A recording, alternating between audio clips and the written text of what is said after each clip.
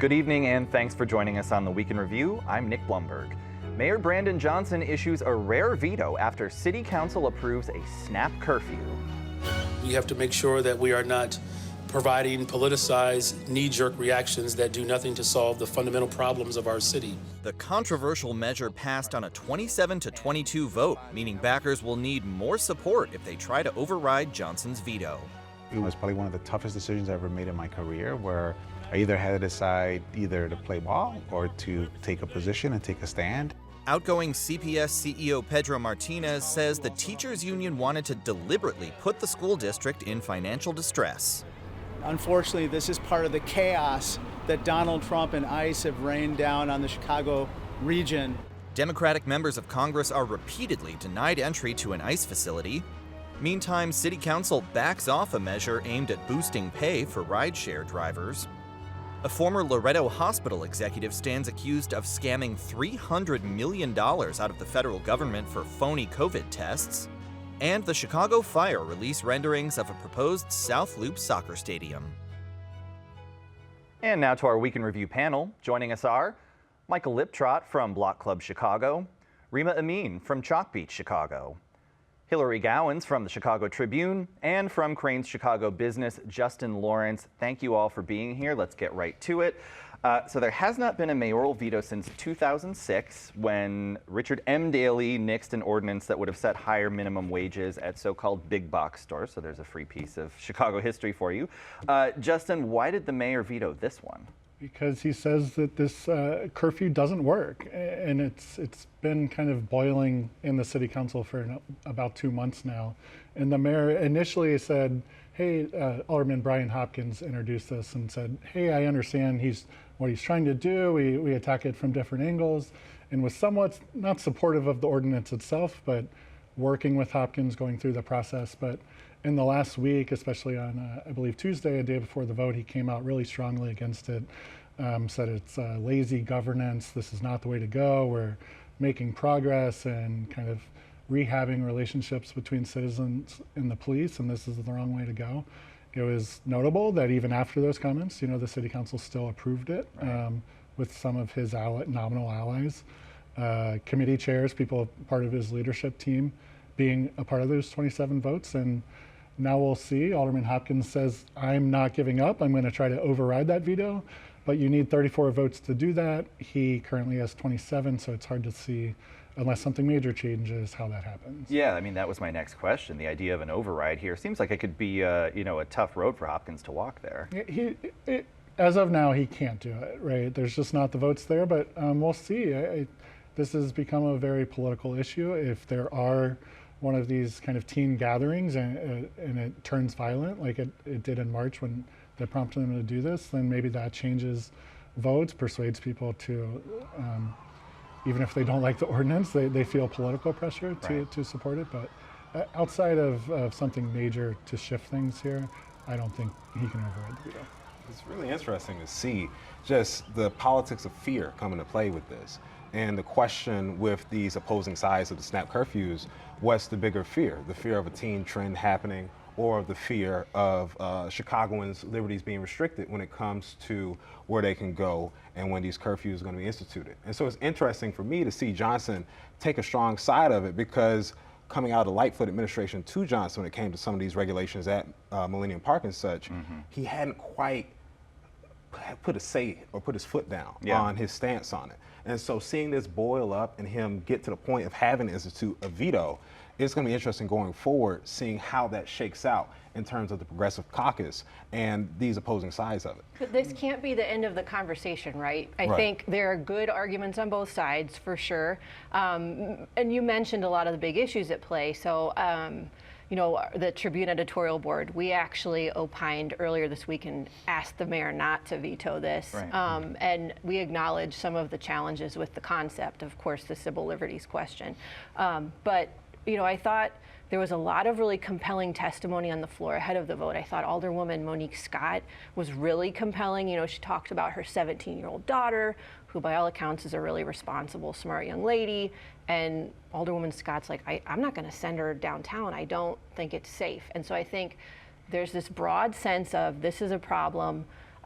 We don't have a lot of solutions that are out there on the table. We need to get them. Otherwise, parents are not going to feel safe letting their kids have some freedom and responsibility. Yeah, it'll be interesting to see whether city leaders try to come up with some other way to address this issue, create a safe place for teens to gather. I was just going to add, speaking of city leaders, I mean, the most important person maybe in this debate was Superintendent Larry Snelling. Right. We heard some mixed Yeah, messages from right. Superintendent Snelling. And maybe he would argue that he had a straight message the whole way through, but they were mixed enough that both sides on this debate were claiming that he was on their side, right? And that kind of came from it was an unrelated court testimony on the federal consent decree. He said, I would not use the snap curfew part of this. Like, I would not issue a curfew kind of willy-nilly or last minute up to 30 minutes before the curfew goes into effect. We would be more thoughtful about it. But he didn't say I wouldn't use it at all. You know, so it was confusing, and that came up during the floor debate. There was a back and forth between Alderman, I think it was Andre Vasquez and Stephanie Coleman, basically both saying, no, he's on our side, he's on your side. And I guess that's maybe another thing that could change before they re-vote on this, is if he takes a firmer stance. Yes, right. Well, one person we have not been hearing mixed messages from is Outgoing School CEO Pedro Martinez. He's been on a bit of a farewell tour. Had some tough words, Rima, for the teachers union and the mayor. What did we hear from Martinez this week? Yeah, so Martinez's last day was June 18th. Actually, today was the interim CEO's first day. So yeah, Martinez is gone, and he's on his way to Massachusetts. And it was probably the most candid I think he's gotten about the union and the mayor. He said that he accused the union of deliberately trying to kind of bankrupt the district. And he kind of, he said, he told us, and he's told other outlets as well, that he has no regrets with his tenure at CPS. He's proud of his work, and that, as far as being fired, he thinks that really happened because he took a stand that he's proud of. And yeah, he did not mince words at all. But, I think it was interesting too to hear him say, whoever takes this job now and permanently, make sure you're being fiscally responsible, make sure you're keeping schools at the center of what you're doing. And that's also kind of the messaging you hear from the union and the mayor too, so. Yeah, well, and he's still got a lawsuit pending against the teachers union, the union president, the school board president. As you mentioned, he's off to Massachusetts to be their next education commissioner. Do you think he's still going to be pursuing that case as far as we know? I think so, yeah. He filed defamation claims against teachers union president Stacey Davis Gates and the school board president, and he just filed those last week. And like I said, he's out the door. So yes, I think he fully intends to pursue those charges. And of course, Davis Gates, the union, and the board president have all denied those defamation claims. It's not the first time Martinez has sued has sued a school district. He was fired from a district in Nevada and actually won a $500,000 settlement there. So, he has experience in that area. So we'll see how far it goes. Yeah. Well, we mentioned several Democratic members of Congress from Illinois this week tried to visit ICE facilities. Michael, what happened there? So on two separate occasions, in South Loop as well as Broadview, a group of, as you said, Democratic elected leaders went there, and both times were denied. After showing their credentials, after showing that they should have access, really to have some sort of oversight to see how detained Chicagoans are being treated. And it raised a lot of questions in terms of the transparency of both ICE and the greater Trump administration when it comes to the operations in Chicago. And you see not only coming out the backs of the No Kings protests this weekend, and Trump publicly calling on Truth Social for an increased focus in Chicago, it raised so many more red flags. The fact that city leaders have no sort of oversight when it comes to how Chicagoans are being treated, and the fact that this is escalating and happening within our city. And when you think about beyond this, the fact of going forward, some of the tactics ICE is used when it comes to deceiving people into thinking they're coming to a regular check-in for their immigration or a monitoring appointment, and then all of a sudden they're detained. People who go to what they are assuming is a regular immigration court case or a court hearing, and now you're being detained, and you have family members scrambling to see what's going on. Yeah. And so these two denials are the tip of an iceberg for a much greater issue. Well, you know, you mentioned the president vowing further immigration crackdowns in Chicago, other cities that he says are sort of at the center of Democrats' power. Hillary, are there any concerns there to see it, you know, perhaps enforcement being driven by politics versus immigration policy? Yeah, I think President Trump would love to make life difficult for Governor Pritzker and Mayor Johnson, and that's probably a large part of what's going on here. We don't know what's going to happen. I think everyone's just sort of waiting to see. And, you know, I think Trump, one of the biggest issues that got him reelected was immigration reform. Right. And we've seen polling that shows there's broad consensus that people do think that it makes sense to remove undocumented residents who have committed crimes. Even Governor Pritzker has said as much. But what is happening now is not what people signed up for. Yeah, I mean, we saw, you know, there were all sorts of calls for, you know, mass deportations, even going back to the RNC, but something like this, you know, the prospect of perhaps the National Guard, you know, coming into Chicago, you have to imagine Governor Pritzker, other elected leaders are concerned about that. I would imagine so, especially since it's been allowed to move forward in Los Angeles. Yeah. Well, you know, Rima, thinking of this in terms of, you know, people staying home from work, I know there's also been some reporting about immigration enforcement driving down school attendance. Is that right? Yeah, you know, the Tribune did a great story where they kind of analyzed this data and found that there were not direct correlations they were able to make, but yeah, that there was a lower attendance among schools with very large Latino student populations. And, you know, we've seen ICE detain at least one parent outside of a charter school a few months ago, I think. Right. And so while there is a strict CPS policy for schools not to allow ICE agents inside without the proper documentation, this serves really as, it's just like any other immigration enforcement. And like Michael said, there's been some extraordinary measures taken by federal agents that, like, it's not crazy to believe that this will have a chilling effect on parents wanting to drop their kids off to school. Yeah, absolutely. It's really showing us nothing is off limits, and it just Yeah. seeing, particularly this past month, really these past couple weeks, what all ICE has touched in terms of Chicago. I saw they're at the LA Dodger Stadium trying to get in the parking lot, all the way to Omaha, Nebraska, to Birmingham, Alabama. You see all this happening in terms of, it's so chaotic. And if you are someone who is working on getting legal status, no matter what sphere you work in, you have to be uncomfortable right now. Yeah. And it's not boding well for undocumented Americans or Americans who are going through the proper legal channels to receive citizenship. Well, I want to turn back to some city council news. City's also looking at implementing a 1% grocery tax, Justin, to make up for revenue from a tax that the state did away with. There's a bit of pushback to how the tax was introduced. What are the details there? Yeah, oh man, how nuanced do we want to go? So essentially every piece of legislation has to be introduced into the city council, which is literally read into the record. Right.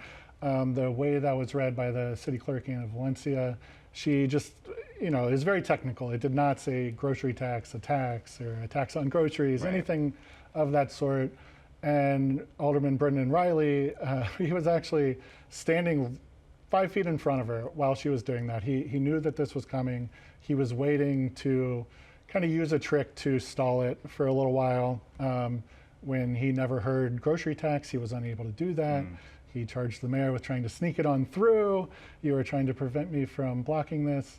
And all of that is very technical, and I think that will get sorted. But it does show that it's going to be a huge fight in city council, and they have to do this by October 1st in order not to lose $60 to $80 million in 2026 revenue. I think they're in a really difficult position, right? And honestly, Governor J.B. Pritzker put them there.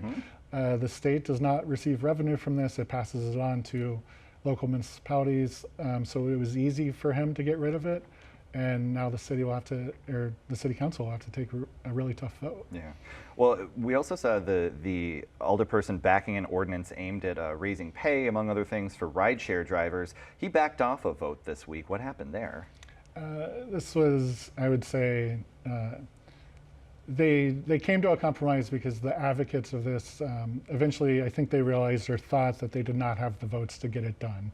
They went into last week. There was supposed to be a committee vote that got changed to a hearing. There was supposed to be a new vote on Monday that got scrapped, and instead this deal happened where Uber agrees with some of the unions that were pushing this, led by SEIU, to what's called a labor peace agreement, or we will stay neutral as you try to organize, unionize our drivers, and we will at least not oppose, not adamantly spend billions of dollars opposed to Which they have. state legislation which would allow for rideshare drivers to unionize. And I think this was if you ask why would Uber agree to a deal if they had the votes to kill this at the city, I think it's because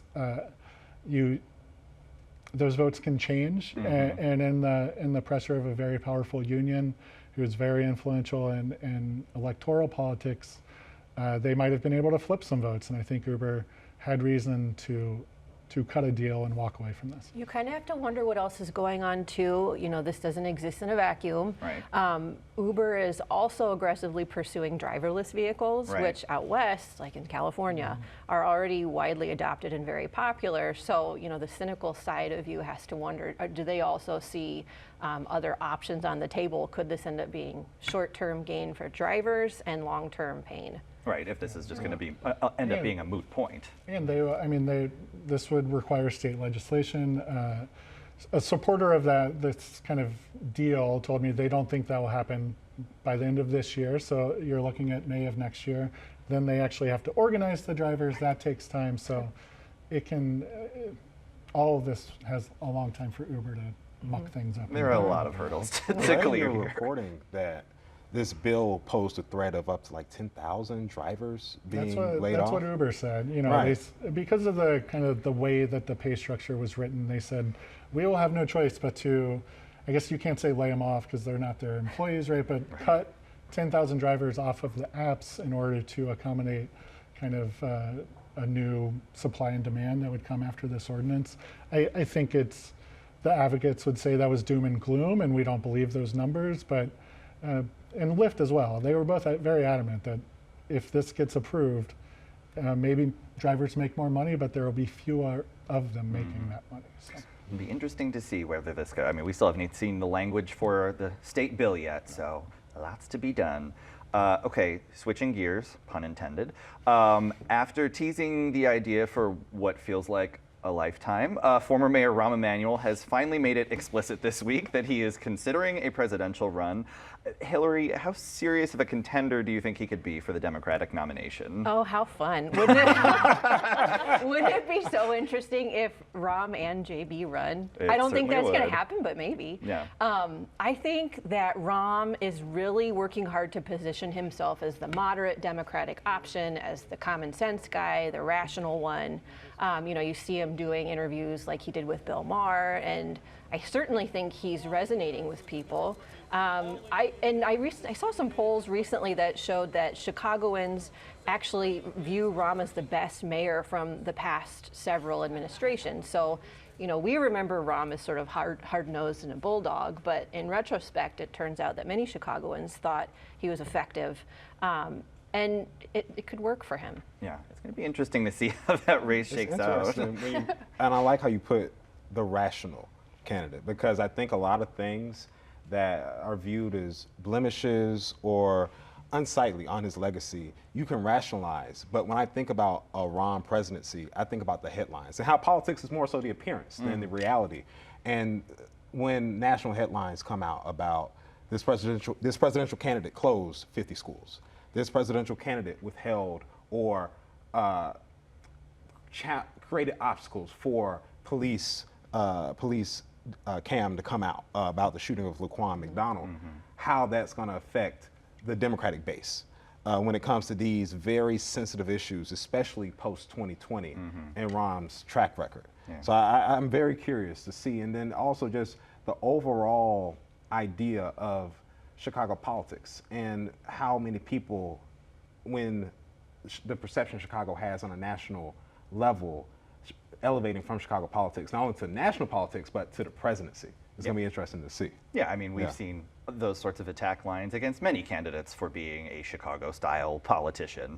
I mean, to Michael's point, Rima, about all the school closures, that's likely to be a headline, that's going to be potentially detrimental to his campaign. But I mean, there's been some reporting from Chalkbeat, from ProPublica about there are still many CPS schools that are under-enrolled even after closing 50-odd schools. Yeah, in fact, there are more severely under-enrolled schools as defined by CPS than there were in 2013 when he did oversee those closures. And I think, a lot of that reporting was based on the fact that these schools not only are quite empty, but they actually affect the course offerings for kids. There was a girl in their story who's taken yearbook, I think 2 or 3 times because there wasn't a better elective for her to take because of the complications of having a small school. But then there's also families and kids that say, we love our small school. And so these are really emotional third rail discussions in Chicago. And I think the criticism you'll probably see on the campaign trail if he gets there is he did this in a really rash way that really hurt communities emotionally and didn't get them to buy in. And there's probably a better, more nuanced way to have that discussion. Yeah, but never fun for a mayor or a school district superintendent to have to preside over mass closures. Michael, your colleagues at Block Club have been following the scandal-plagued Loretto Hospital for many years. Now federal prosecutors say a former hospital executive who's since fled to Dubai stole some $300 million in a COVID testing scam. How was this alleged scam supposed to have worked? So essentially, this was a scheme by the COO of Loretto Hospital in conjunction with O'Hare Clinical Labs, where there was a mix of fraudulent or fake tests that were being reported to the government for reimbursement, and those reimbursements total up to $300 million. And this is a part of a much greater investigation into Loretto about how they handle both pandemic funding as well as access to vaccinations, where they were giving out vaccines to people as more so quid pro quo or scratching people's back of people who were close with them. And so with these specific charges of fraud and so forth, it is very damning for Loretto, on top of already the scandal that has plagued them since the pandemic. So it's a lot to come from that, and Block Club will definitely be reporting out further investigations on it. But as far as the COO, Ahmed, who fled to Dubai, that's going to be something to see as far as what comes forward from that. They can get him back. That will be that's the big question. That will be a tough one, but we'll see. Hillary, we've got about a minute left. The Chicago Fire's out with renderings for this $650 million stadium in the South Loop on the 78, which the team's owner plans to pay for, but they are looking for to use an existing TIF district to fund some infrastructure investments. Is that sort of a potentially a smart use of taxpayer money, to go toward infrastructure, since Joe Mansueto is footing most of the bill for the stadium? I think that's pretty standard, and I think for the most part, the Chicago Fire. I mean, this is a $650 million mega stadium, so it's exciting for soccer fans. I think the bigger deal here is that it's a sign of hope. It's a sign that there are still philanthropists and people here who believe that Chicago is a good investment. And of course, Joe Mansueto sort of drew a line in the sand, not in a negative way, but he's saying, I believe in this. I'm going to pay for this myself, as opposed to what you're seeing from a lot of other teams. And I think people really value that. Yeah, I think people are really eager to see some ground break there at the 78. But you all broke great ground with us tonight. Unfortunately, that is all that we have time for. So our thanks to Michael Liptrot, Rima Amin, Hillary Gowans, and Justin Lawrence. And we're back to wrap things up right after this. Tonight's presentation of Week in Review is made possible in part by Ann and Rich Carr, BNSF Railway, and Francine and Dr. Anthony Brown.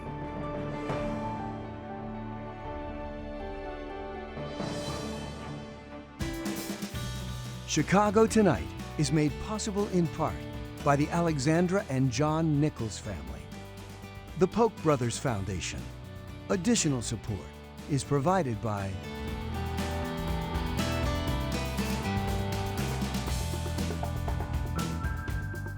And that's our show for this Friday night. Stay connected with our reporters and what they're working on by following us on Instagram at WTTW Chicago.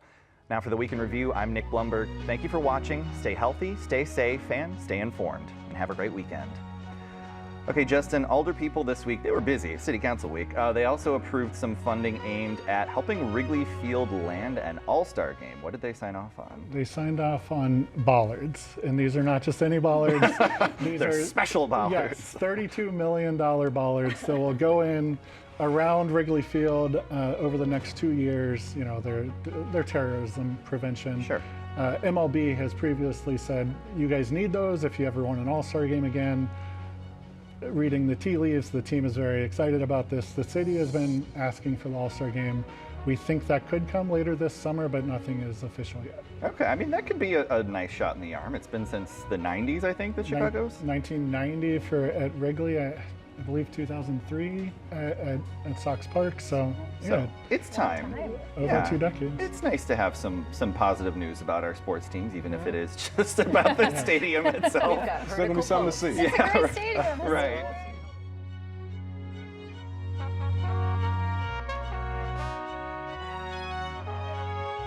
Closed captioning is made possible by Robert A. Clifford and Clifford Law Offices, a Chicago personal injury and wrongful death firm that serves the needs of clients in the Chicago area and throughout the nation.